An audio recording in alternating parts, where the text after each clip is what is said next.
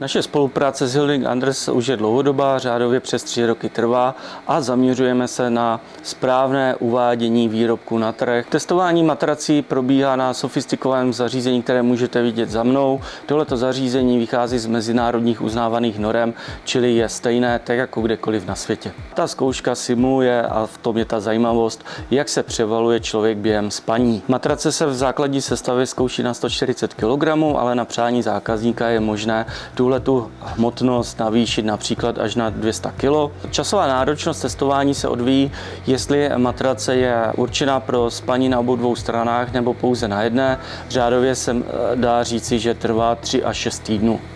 Tak ono to je naší povinností víceméně, pokud jsme výrobci madrací a něco o těch výrobcích nebo o těch materiálech a o tom oboru víme, tak je to vlastně naše povinnost nějakým způsobem tohle vůči té společnosti se tímhle zabývat.